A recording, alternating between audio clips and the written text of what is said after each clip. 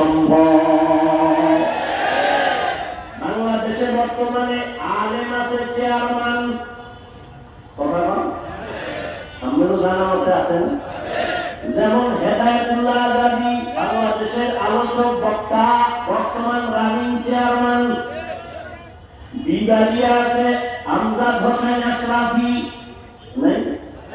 নোয়াখালী আছে হাফিজি হুজুরের জামাতা খালেদ সাইফুল্লাহ দামাত বারাকাতুহুম। সাইকেলে চালের বস্তা লইয়া বাড়ি যাইয়া মেপে মেপে সরকারের বরাদ্দ করা চাউল দিয়ে আসে। আলেম ওলামারা জনগণের দায়িত্ব যদি নেয়, আলেম টুপিওয়ালা পাগড়িওয়ালা তসবিওয়ালা যদি জনগণের দায়িত্ব নেয়, কিছু হবে না হবে জানিয়ে, তবে চুরি হবে না, দুর্নীতি হবে না।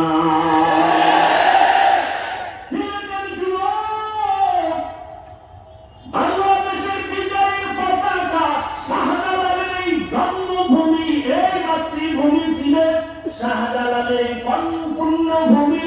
এখান থেকেই বাতিলের পতন হয়েছে, হকের পতাকা উঠছে। আমার বিহারিয়া যাও, কোন ডান নাই বাম নাই, ওলামায়ে কেরাম আমাদের যেদিকে দেখুন ডাক দিবে, সিলেটের থেকে আবার হকের পতাকা নিয়ে যুবকেরা ময়দানে নামার জন্য তৈরি আছে কিনা বলো?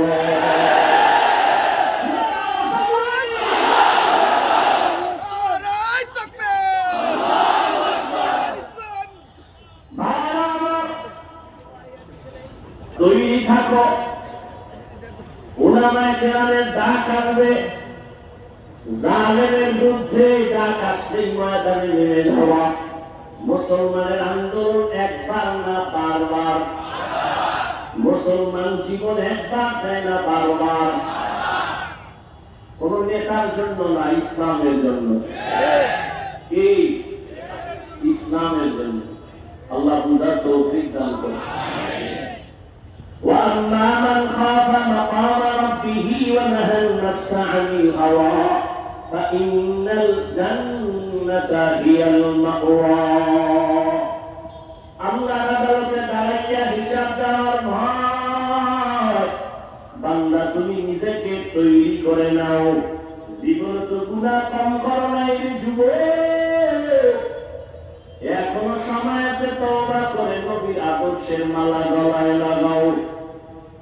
দুনিয়া কিছুই না, কই টাকা, কই বাড়ি, কই গাড়ি, কই বডিগার্ড, সিকিউরিটি গার্ড, কেউ কাজে আসে না। বিপদ কপাল যদি পুড়ে যায়